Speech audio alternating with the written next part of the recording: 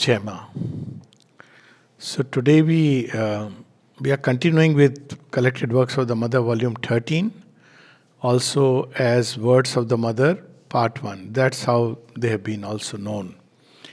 And it's a very interesting series because here we have something about Sri Aurobindo's life, something about the mother's life, about the Mahasamadhi, and their work, teaching, the ashram, Auroville. So those who want to know India, what Mother has said about India. So today we'll read, probably it'll take 2 or 3 talks on that aspect, which is we know as the Sri Aurobindo Ashram. So it's very interesting because a lot of people want to know, they sometimes write that they want to join and they don't know where to write. So they end up. So first of all, we must understand that the ashram is not a mentalized creation. What I mean by that is that normally, how do people build something? They have an idea. And when the idea comes, they plan. And then when the plan is ready, they execute. At executing level means they will buy a big space and they will build a nice building. And they will accommodate, like cater for so many people. But ashram has never been like that. And there is a beauty in that. You'll find something similar in Auroville. So the beauty about the ashram is that it has naturally grown. Today we use the word organically, but I would use the word divinely. Now, what is the basis of this growth? The basis of this growth is aspiration in those who came and the needs of people who wanted to stay, and therefore things came up. So, if we really look at many of the things, if we go back to the history of the ashram, so there were people who were coming to Sri Aurobindo to listen to the talks, and then the mother had also joined in 1920. And a group was kind of forming. But Sri Aurobindo did not officially take them as disciples, though it was understood that they are now, following Sri Aurobindo. So in 1926, 24th November, after the descent of the over-mind consciousness, when it was very clear that now the path is cleared for the supramental manifestation, then Sri Aurobindo and the mother, he gave the mother charge of the sadhana, and he withdrew for the next step, that is the supramental descent and manifestation subsequently. So when mother took the charge, she started organizing. So she started organizing the way the divine Shakti does it. So as people came and gathered, they would require, let's say, a space. So outwardly, if you see, there is a building which is available and she would use it to accommodate and space will come. And as the requirement increased, new spaces were created. So just to take an example, for quite some time, I think till 1930, the dining room was inside. Definitely till 30, maybe a little more than that. So people used to eat food. There was a place next to Prosperity, if I remember correctly, where people used to come, and it was a very small place where all these people will gather together. And that's how then even the ashram buildings were purchased one after another. There are 4 buildings which have been fused together. It was not that, okay, let's buy the whole building and make a plot. No. So when there was only the front section of the ashram that was purchased, then Sri Aurobindo used to live upstairs. What today is, that's the room we just see as soon as we are about to enter, we see that room. And then there was another part which was purchased. Then the part which today where Sri Aurobindo and the mother lives, that's I think the last one to be purchased. So they were purchased in different points of time in different ways. And then they shifted from one to another.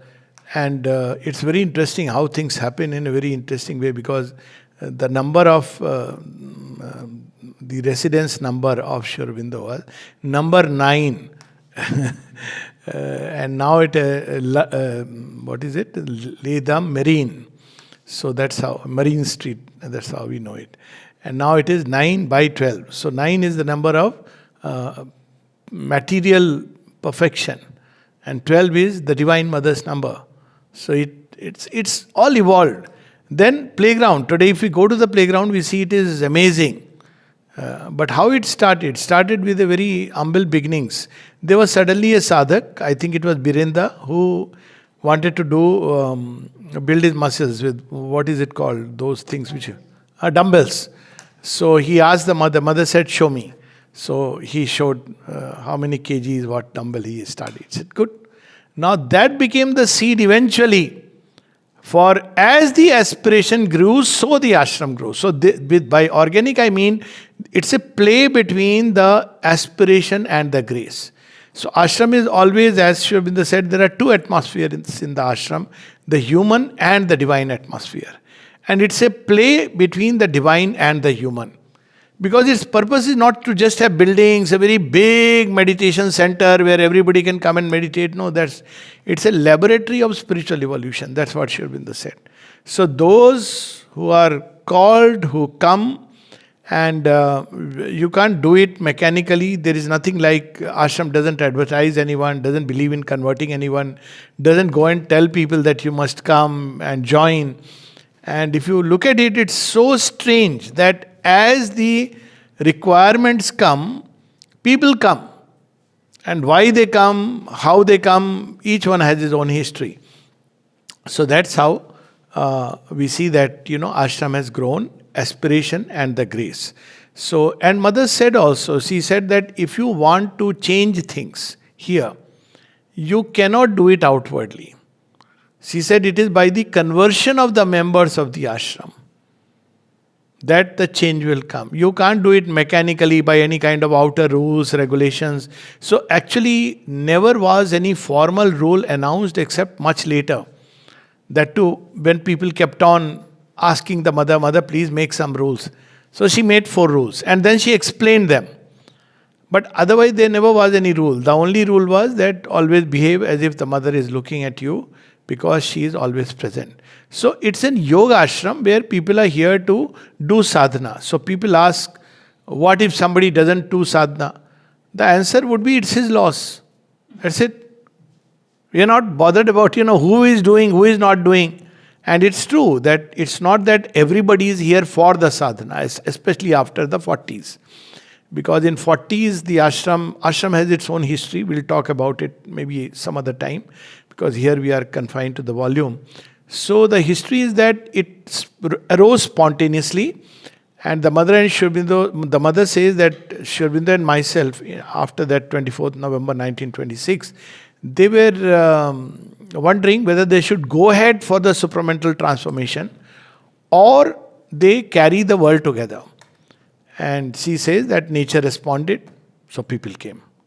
And because people came, they started their combined journey. That's why many people don't understand why Sri Aurobindo had to leave the body and why mother had to go through the difficulties. Because it was not a isolated sadhana that they did. And that is a character of the ashram even now. So, till a certain point, there were just individuals. Mother says, I had kept them in the cocoon. But now, everybody is interconnected. So, each one who makes progress helps the progress of others. And if somebody doesn't make the progress, creates the burden for others. So, invariably, at any given point of time, she says, there are few who are taking the larger share of the burden. So, it's not like that if you are making progress, you are spared. No, you take the larger burden. So it's the law of yajna, sacrifice, is applied here in the deepest way, in its most widest and profound way. So that's how the ashram came up. And it was certainly not meant for a sadhana of just inner concentration and meditation. You won't find a single meditation hall. Once I humorously remarked, somebody was telling me, in this city they made such a big meditation center. So they said, I wish we had something like that in the ashram. So I said, there is no official meditation hall in the ashram.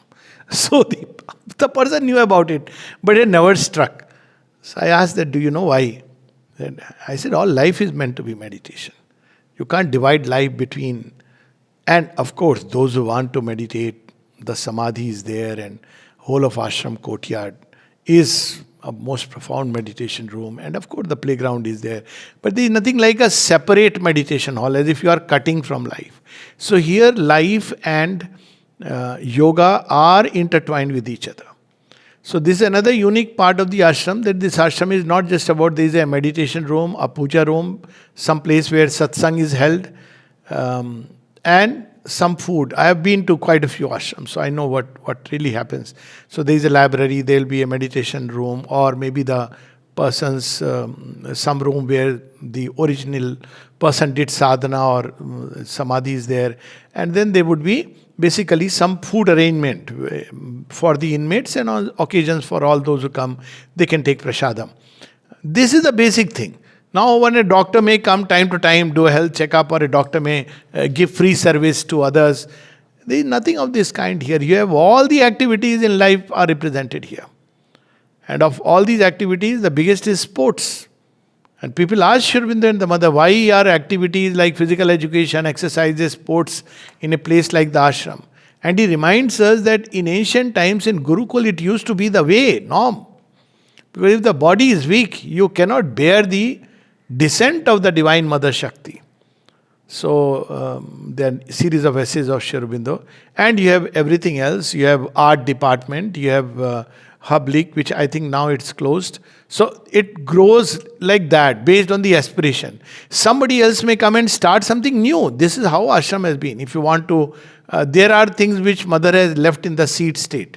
For example, she wanted a place which is dedicated to the media, which is not yet there, but I do believe sometime it may come up. She had even said it can come in the lake area. So imagine, cinematography. Now, what has that got to do with the ashram? But she had already conceived of this plan. We have, of course, the school, the handmade paper and marbling section, solar energy projects, all these, many, many things. And dining room itself, we have different varieties. You have for the ashram people, as children came, for the children and teachers. Of course, dispensary is there, nursing home is there. So there is a variety of activities are represented here. Painting, music, poetry, art, dance, everything that one can imagine. So because the ashram is conterminous with life, in the sense that yoga is conterminous with life. Sri Aurobindo wanted the life to be transformed and not abandoned. So here the thing is that the sadhaks are not sannyasis who have withdrawn from life. At the same time, they are not meant to be living indulgently with life. And it's not like they are meant to just lead a compromised life in between the two. So what are they doing? Because this is a problem which people say. Well, you start with where you are, like a raw material. You have an aspiration, and for whatever divine reason, you are taken in. And then every activity of life that you are engaged in, you naturally find interest in, they have to be progressively transformed. First, the motives have to be converted. Then there has to be a spiritual conversion, wherein that same activity has to be done from a spiritual standpoint. So everything in life can be seen, experienced, and enacted from a spiritual standpoint. And then finally it has to be transformed into its divine image. So this is how everything goes on here, and plenty of stories. But we'll give a pause here. We'll have series of talks because this is the year we are entering into the centenary of the ashram. On 24th November 2026, there will be the ashram's centenary, because in a way, officially we may say, it was formed, but it was not formed in any human way. And that's why if you want to understand the ashram humanly, you cannot, because it's not a mentalized structure. You have to understand the aspiration, you have to understand the workings of the grace, you have to understand the Divine Mother's working, which means impossible. Because the Divine Mother, but one thing is there, which of course not here, but Mother has said in so many places. Here, you get the experiences you need for your growth. And I have seen so many times, if you are, let's say, an overcritical person, you will meet people whom you end up criticizing. Rightly or wrongly, because this is your problem, you have to work upon it. It's not people's problem. They may have this problem or some other problem. Similarly, if you are, let's say, a very generous kind of person, you will meet the challenges because generosity has both sides. That kind of problem you will meet.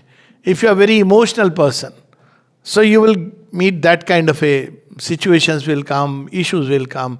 So it's very difficult for anyone who is not entered into this kshetra. It's a very, often I feel it's like a very special formation. Mother has spoken about it as a special formation.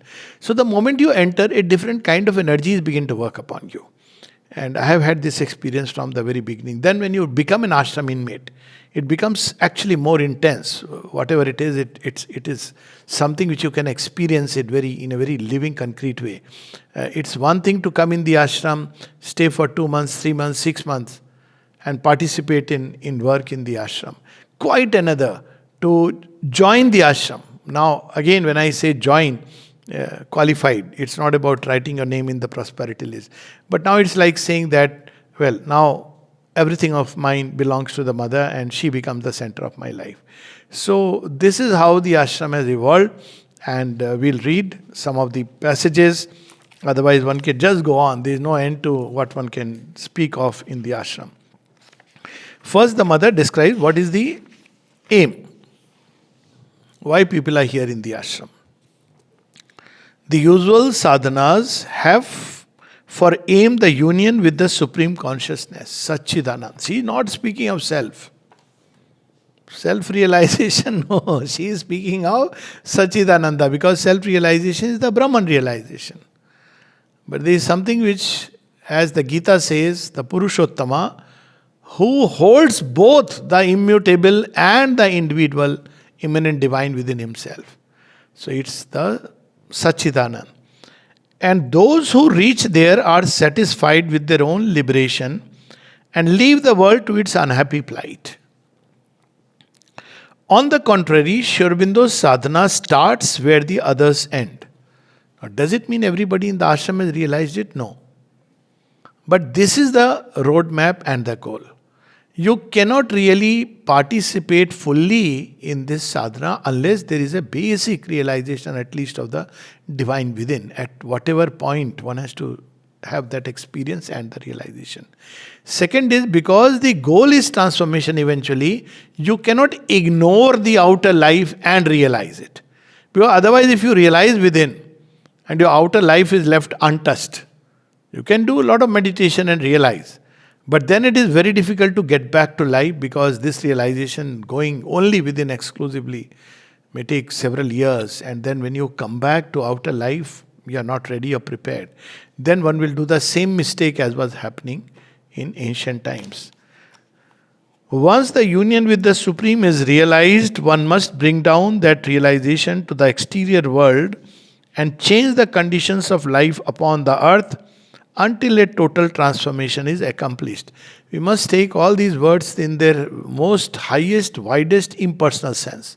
Because there are people who may just read this and say, oh, I have to transform the world by bringing down the divine. When you reach that point, there is no I. That's the beauty. It's like some people say, oh, mother has said wealth must be conquered for the divine. I must conquer wealth. Therefore, I must put in share market. There is no you. Beyond that, there is a point after which you vanishes. So you is a way of saying that one must bring down. It's a way of saying that you cannot then be satisfied only with the Satchidanand realization, but you have to become open, completely let her pour. Now all that is not mentioned here, but it's not in the egoistic sense that we have to change the world by bringing down the divine. Some people take it like that, and they start egoistically trying to change the world, change the ashram. So one is to tell them, पहले थोड़ा खुद को change कर लो. Then, okay. And the logic is, in accordance with this aim, the sadhaks of the integral yoga do not retire from the world to lead a life of contemplation and meditation. The only thing you are supposed to do here is 6 hours of work. Actually, it is 8 hours. But now, concession. Because 1/3 of the time. That's how it is. Of course, you can do whole day work is going on. But you have to do the works. Works are stressed here because works open your dynamic parts to the change.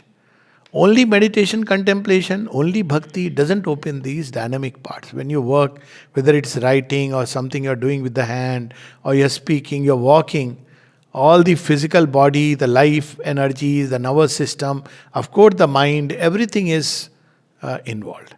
But if you are just contemplating, it's mostly the mind or some part within maybe engaged in the yoga. If you are doing bhakti, basically it's the emotional being. That's why you can see certain bhaktas who become very unstable, even anger prone.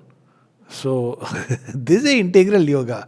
So she says that in accordance, each one must devote at least 1/3 of his time to a useful work. So here comes. Now she is not qualifying what work. Useful work. Now this is can be put in brackets. Each one has their own understanding. Useful work means a work which is not done only for one's own selfish interest. So a work which is done unselfishly. When the mother in 1914 had started this, that each one of you must at least 1 hour a day or 1 hour a week you should give for some unselfish work. So here useful work is something which is useful. We may use the word community, but again it leads to a collective ego kind of feeling, but certainly not done only for yourself. If that be the case, then that's what is useful work. All activities are represented in the ashram, and each one chooses the work most congenial to his nature. This is so important. We forget this. So it's not like where you are needed, you go there. This was not the original sense. It's important to remind ourselves. She is speaking of Swadharma. What goes with your Swadharma is what is most congenial to your nature. So this is the essence. But must do it in a spirit of service and unselfishness. That's the main thing. Keeping always in view the aim of integral transformation. Nobody is here to check what, because it's an inner process, your sincerity. It should be done with an eye of service, spirit of service, and in an unselfish manner. To make this purpose possible, the ashram is organized so that all its inmates find their reasonable needs satisfied and have not to worry about their subsistence. So there is food which is available, provided, there is a room which is provided, there is whatever you need once in a month on prosperity, and once in 3 months. I mean, if you need it, it's provided. Basic things. You can't write in prosperity, I want, which perfume. He is not banned. It's not taboo. So some people think, only on prosperity dress I have to wear. No, mother didn't say that. That this is provided for you. If you have more or if you want to use, there is no ban. You cannot use things. You have to wear only the dhoti which is given, provided by the ashram. She doesn't say that. Because it's your inner state which is important. But you will be provided your basic needs. Toothpaste and other hair oil and soap. Even if we see, even the hours are organized in such a way that you have time for everything. Many people wonder why do the ashram departments, especially those which are engaged in sale, why do they close by now I think 6 but otherwise 5 or 6? Because mother didn't want. It's not a money-making organization. So you close so that now you have time for the sports activity. Because you have to build your this thing. And you have times and sports again. People could choose some sports in according to their this thing, or they could just take walk, choose your own exercise. And then of course you have time for meditation, you have time for some collective program, time to time there are cultural programs for dining room, and then you come back. So by the time you come back you are quite peaceful. So there is, timings are also organized in such a way. The rules are very few so that each one can enjoy the freedom needed for his development. But a few things are strictly forbidden. They are, so 4 things which are strictly forbidden. Again, nobody is there to monitor. It is you yourself who has to monitor yourself, because there are many things which mother never believed in policing. So as I said, if you are not following, you are the one who slide back.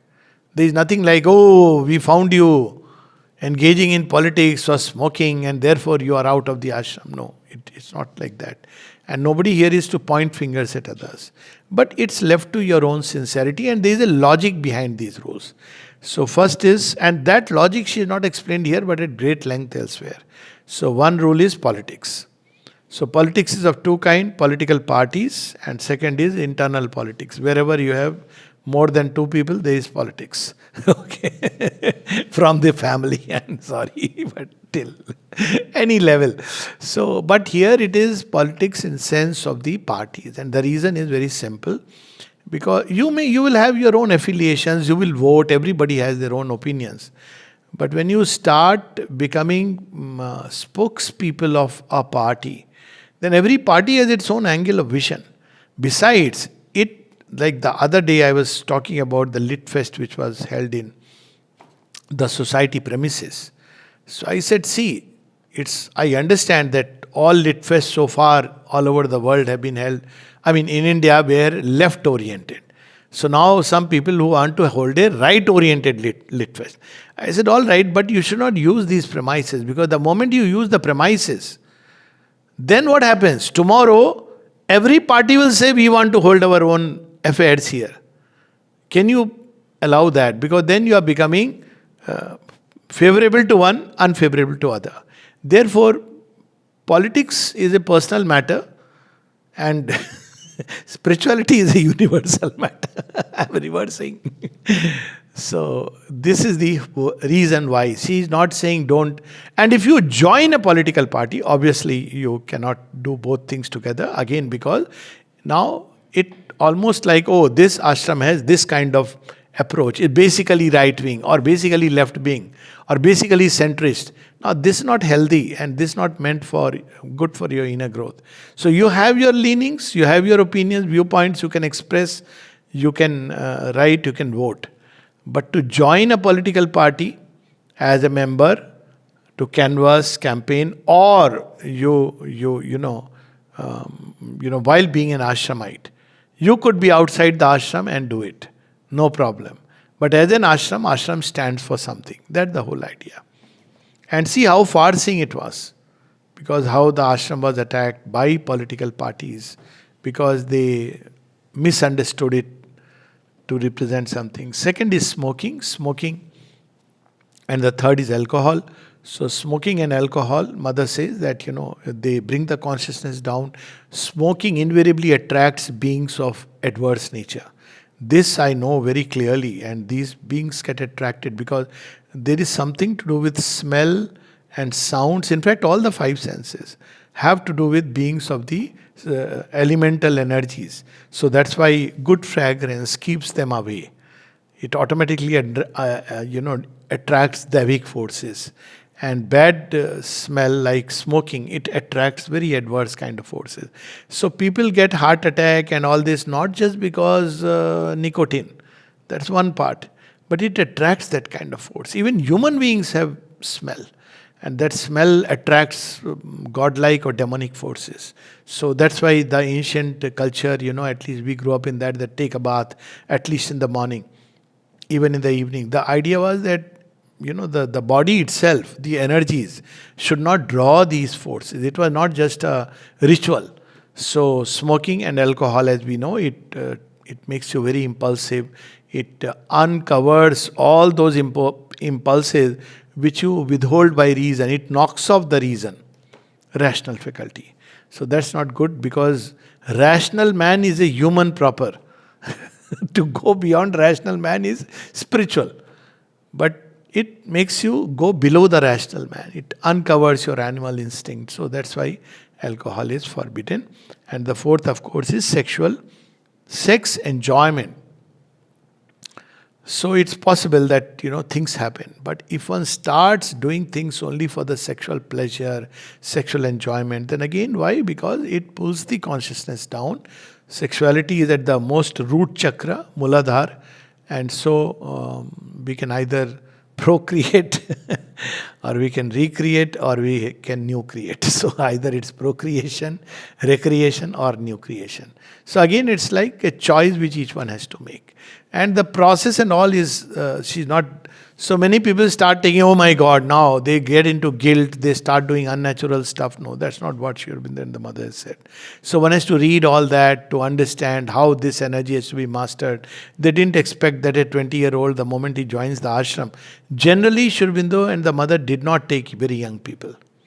It was only after a certain age, because they knew that they get very conflicted inside because of the vital nature, which has its own urges. And the second is that there were also many concessions given, like there were not only married people taken in, though as an individual, not that because the husband is devotee, so wife comes as a 1+1 free. No, it doesn't apply. She has to have her own, otherwise, individuality. And there are also instances where the mother allowed the person to have a child. Not one instance, 3 instances which I know of. And all 3 were ashram inmates. In which case she allowed the child became an ashramite from childhood. So these things have to be understood in a very wide and plastic way. Otherwise, people start getting into, like in monasteries, what happens, that everything is white outside and dark inside. So it's, the human beings move in shades of grey towards the white. So one has to understand the process.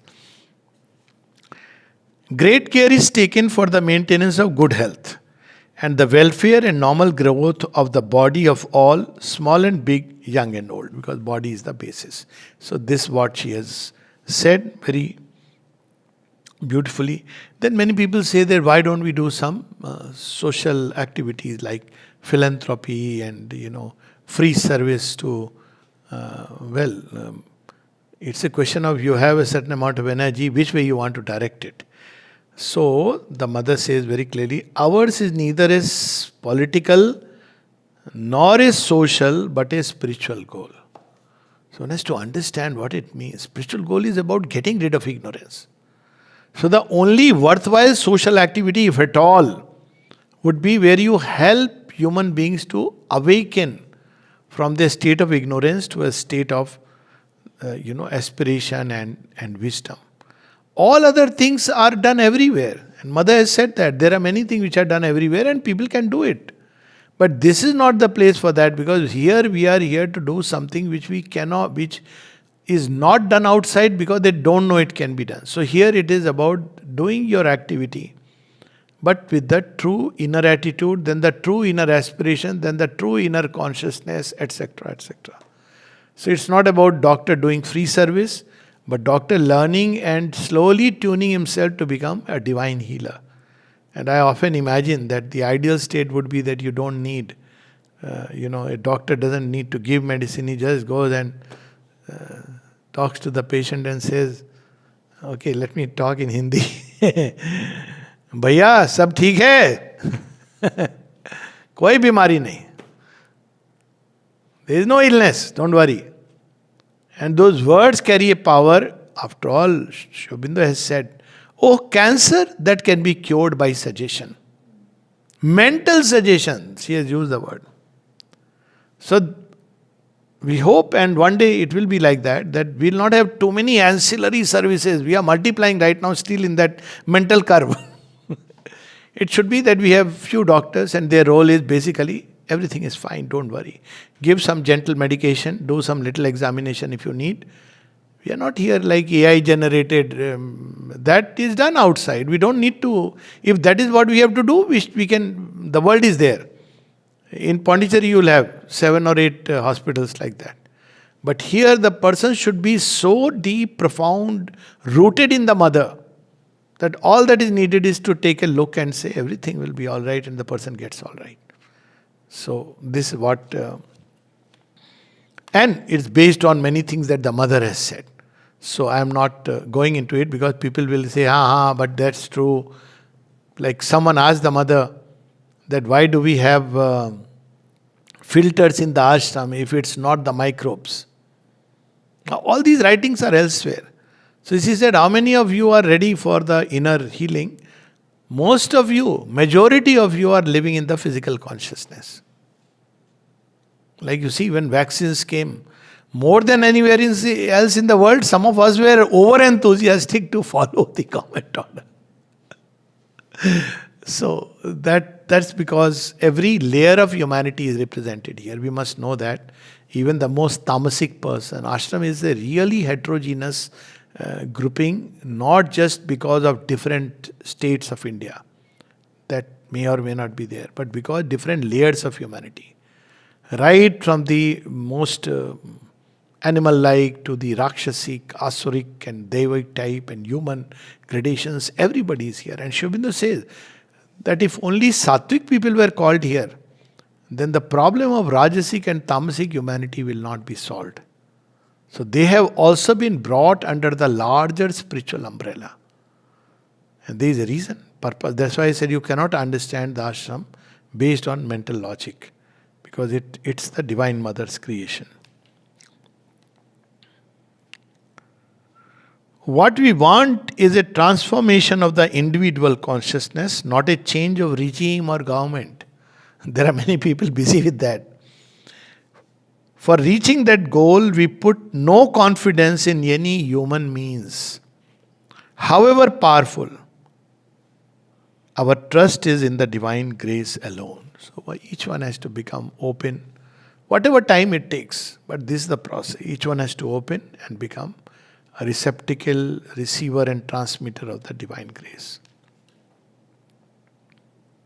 For us here, there is only one thing that counts. We aspire for the divine, live for the divine, act for the divine. So, she describes then how when children came, ashram underwent a change. And she says that, well, we had to respond to that. And then something very interesting, page 109, something always one has to remember, because people try to, everybody comes and they have their own observation, good, bad, all kind, like any other place. And everybody has their own suggestions. But what has Mother told about helping or improving, because there is always scope for infinite improvement. The moment we say, no, ashram is perfect, ashramites are perfect, that means we have become an encrusted specimen. So I like to say this whenever, we go for talks outside. People say, oh, ashram, and they start saying. I say, all that is fine, but we are very regular people. We do watch movies. People cannot understand. They start putting you on a pedestal. So you have to say, look here, the same divine in me is the same divine in you. So we have to understand what the Mother says. None of the present achievements of humanity, however great they are, this in 64, can be for us an ideal to follow. The wide world is there as a field of experiment for human ideals. Even for a medical department, there was a time that, this specialist, that specialist. I said, look here. Some of us have worked outside. If this is what we had to do, we could have joined Apollo or Jipmar or any other place. These places are there. You make a referral. What is the problem? You make a referral. People will see. Mother, after all, did speak of Jipmar as an extension of the... She said that Jipmar is where, people could be sent. But if here you are for that showbazi, then that's not what, something else is expected here. Our purpose is quite different, and if our chances of success are small just now, we are sure that we are working to prepare the future. How beautifully she says. It's difficult, very difficult. It's very easy to get, AI images and make a wonderful presentation of Sri Aurobindo Ashram slideshow presentation. Put some nice music. That's not real time. That is propaganda. Let people come, interact, see, feel how they feel within. That's it. So here, Mother says, because here they want to do the real thing, not a makeover. That's why we don't have sannyasi clothes. Otherwise people start, oh, Hare, ashram ke sannyasi hai. But if you talk to a sannyasi, I'm sure everybody has. I have had my... Somebody was recently telling me something very interesting. He said, I have been giving all my money, and there is this sannyasi ji whom I have been giving money. Last time I bought a mobile phone 2 years back. Now he says, I want another one. I want an upgraded version. I said, naturally, you are guilty of spoiling a sannyasi. A sannyasi is not meant to be offered money. Because sannyasi, how can you do? I said, you are humorously, I said, आप उनको उनके साधना से पदभ्रष्ट कर रहे हो, help नहीं कर रहे हो. Sannyasi is meant, if you are really worth the name, sannyasi is to cut off then completely from life as it is and seek only the divine. But here, to live the divine life is extremely difficult. You are neither here nor there. Nobody recognizes you as anybody, and which is very good. Good to be grounded. But inwardly, you have to soar to the highest heights. And that's the challenge. So she says, we are preparing for the future. What a wonderful thing. What is being done here will get translated in the world. World may not know where did this hawa, wind came from. And this Nolnida, the mother, both have said, whatever is done in the ashram gets reflected in India and in the world.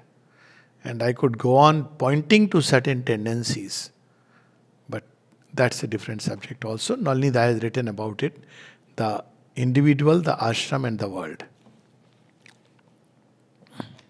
Our purpose is quite different. I know that from the external point of view, we are below many of the present achievements in this world. But our aim is not a perfection in accordance with the human standards. So again, this same thing. Someone was telling me, there is a very huge meditation hall. I said, look here, you may have the most best comfortable meditation hall in the world. The man who will go in is the same human being. See, that is where Matri Mandir makes a difference. You may be the same human being, you are the same human being, but there is a concentration of force. It's not about meditation hall is so huge and so comfortable. Is there a way that there is such a charged atmosphere that you go there and spontaneously meditate? That would be something. You may create it in a small space, big space, wherever. So, it's not the achievements outwardly. We are endeavoring for something else which belongs to the future. That's what she reminds us again and again. The ashram has been founded and is meant to be the cradle of the new world. You see, it's not like forever ashramites. One must understand. Cradle is a cradle. So cradle is where the seed of the new creation, the little baby must grow. Cradle is a protected atmosphere. Because, child may... So if you look at ashram carefully, you will see that the saplings or seedlings or little babies of the new creation, so that in a certain atmosphere they can grow. Once they grow, it is bound to go all over because that's how the tree spreads. But this is the cradle of the new world. The inspiration is from above. The guiding force is from above. The creative power is from above, at work for the descent of the new realization. It is only by its shortcomings, its deficiencies and its failures that the ashram belongs to the present world. None of the present achievements of humanity have the power to pull the ashram out of its difficulties. She has not mentioned the difficulties, but she knows best. Most greatest difficulty is the insincerity. Because you may join the ashram, it's one thing, but to really be on that journey, to constantly have the urge to progress, aspiration, it's not easy. True surrender. It is only a total conversion of all its members and an integral opening of the descending light of truth to the descending light of truth that can help it to realize itself. So if you want to really help the ashram become better, I'm talking of those who are concerned, aspire. Open to that light. Become a hub of that light. Become a receiver and a transmitter of that light. All other mentalized way are just simply gymnastics. The task, no doubt, is a formidable one. Again and again she reminds us. But we received the command to accomplish it and we are upon earth for that purpose alone. When the mother was asked that, who has created, who is building Aurobindo, who has conceived Aurobindo, she says the Supreme Lord. Who is building Aurobindo? The Supreme Lord. And then she says, it's a dream of the Supreme. And in course of time, they turn out to be more true than the so-called realities. So we should understand it's a long, I use the word DDP. So DDP is Divine Development Project. It's not not 100 years, people will come and say, oh, wonderful, what are, marvelous buildings. Look at how Samadhi is. Such an unimposing way, and that's typical of Sri Aurobindo and the mother. So even about sadhaks, when people come and talk about it, I say, don't meet the loud ones. You want to meet the sadhaks? You will meet many of them who are very quiet ones, very gentle, quiet. But you will see how the working is going on there. But you can notice only if you have worked within you. Otherwise, you will not notice what's going on in people. So, the task is difficult, but we have to take it. That is challenging, but all the more very good. So, this is the spiritual dhurandhars who have to come and fight against most formidable difficulties. Once I can share this, a very interesting vision I had when just before the challenges had started, the whole PH issue. So I saw that all of us, ashramite, all of us, I mean not counting numbers, but there is a whole row two rows in which all the ashram inmates are standing, and we have to pass the ball to the goal. So obviously there are no two sides. There is one side. This is the goal. I said, what an easy game. I am saying this, what an easy game. Arey wah. But then what I saw was so clear and instructive. So there were just 5 or 6 people who were pushing the ball towards the goal. The moment it came to somebody, he pushed it back. So it was never reaching. Just imagine a game where you are meant to take the ball to the goal and everybody is on the same side. So you have just to pass the ball. So easy, no? 1, 2, 3, 4, and then there it is. You can do as many goals as you wish to. But say as it reaches, and some of them I remark, oh my God, oh, it's so clear, near and back. Then I understood how the ashram works. Because until the last person, Antodaya in the spiritual sense, is also taken in, it will always have the mixed thing will go on, because you have to take, it's a collectivity.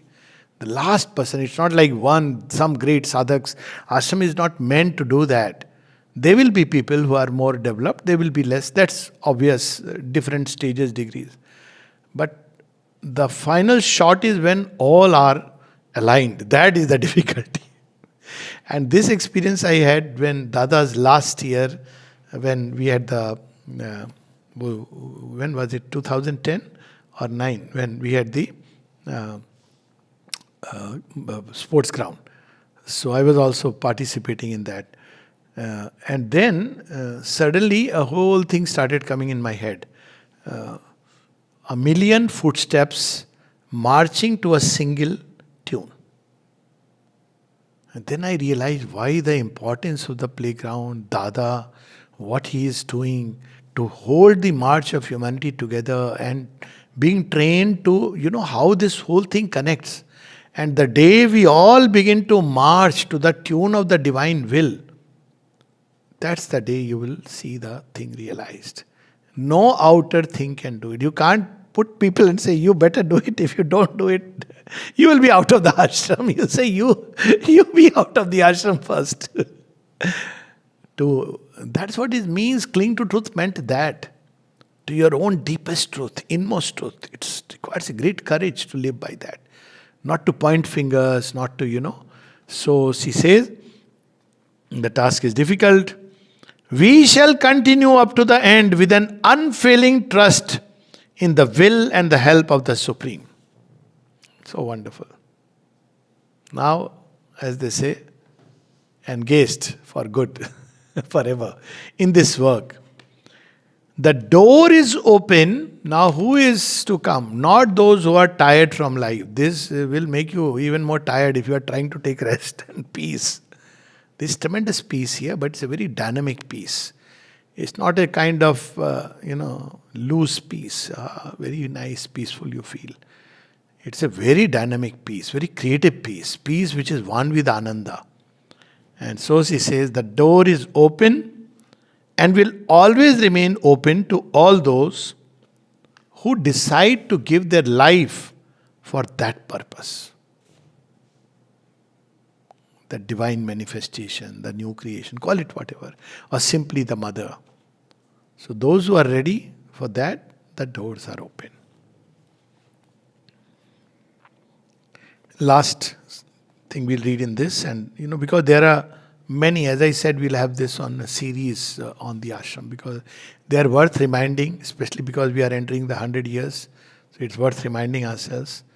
And the ashram is not only here now physical, because Mother has spoken of the ashram extending now in the subtle plane, wherever there is somebody who has declared himself to be a disciple of Sri Aurobindo. She uses the word intellectual disciple of Sri Aurobindo. We're just reading.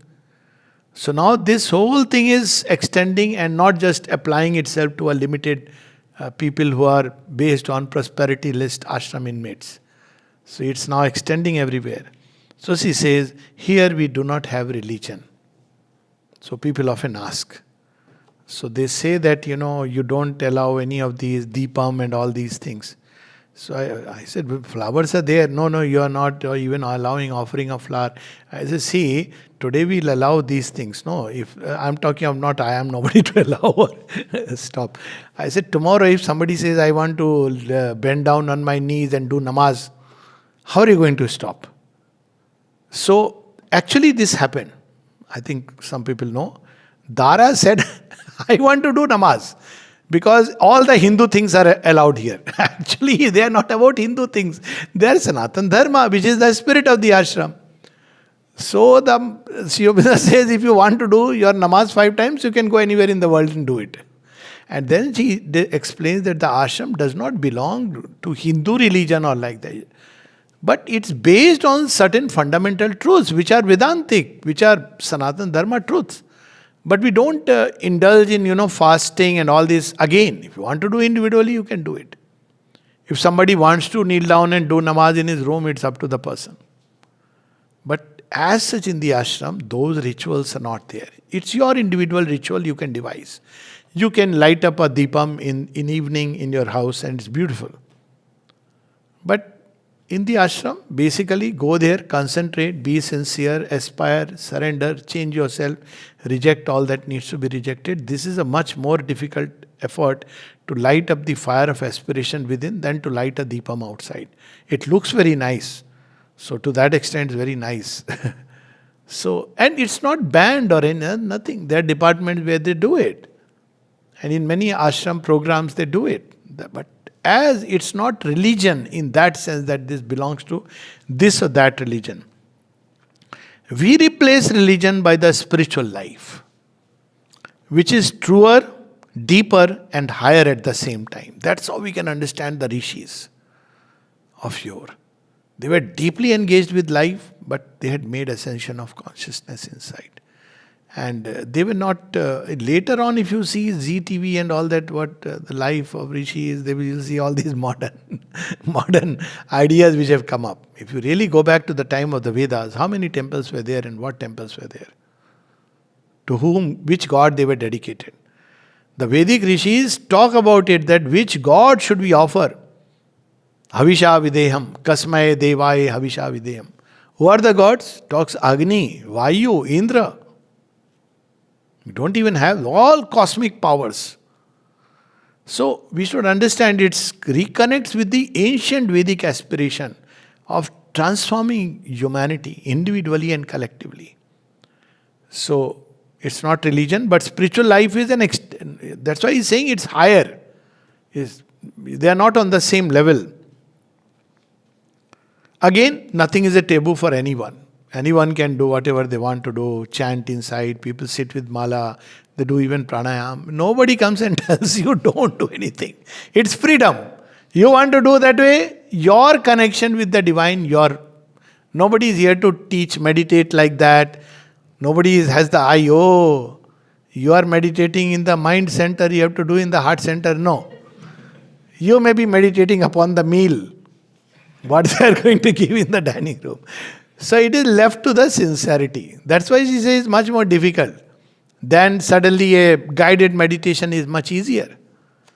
That's what I often say. There was a guided meditation thing here and all golden light coming down and everything.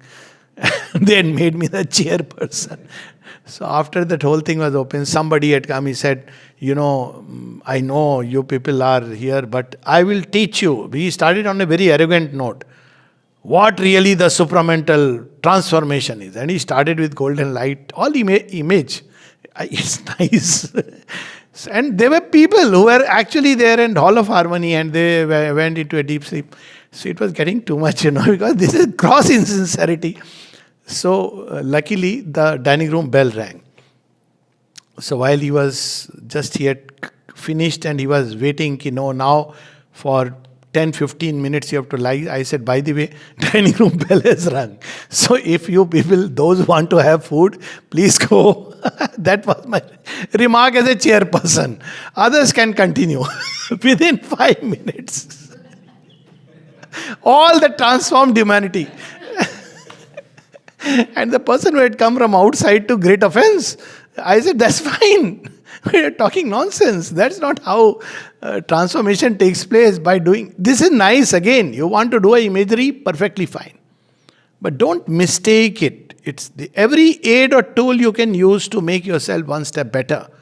But don't make claims that this is supramental yoga. Supramental yoga is opening to the mother, preparing your every part, being sincere to that point where you understand all the insincerities within us. It's a journey and a wonderful journey, delightful journey, challenging journey. So she says that for the divine, that is to say closer to the divine. For the divine is in everything, but we are not conscious of it. So everything that we do, from the glass of water to writing to handling to, we can imagine so many activities from bathing. Remember Udar when he asked after 20 years, Mother, how am I progressing? She said, well, okay. Okay, Mother. Yes. I said, means, Mother, what do you do when you wake up? He said, Mother, I go to the washroom. What do you do? I brush my teeth. How do you brush your teeth? Mother, this is all wrong. You have to offer it, that you are doing it for me and offering it to me. Now you see, after 20 years, one can forget such. It's a basic practice.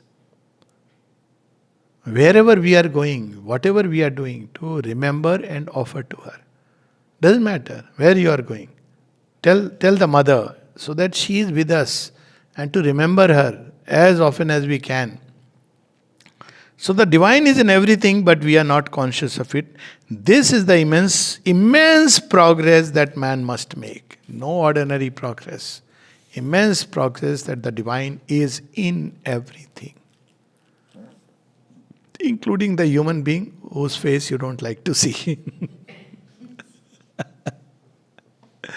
So that may be the most challenging. Okay, so we'll continue these readings. Jai Ma.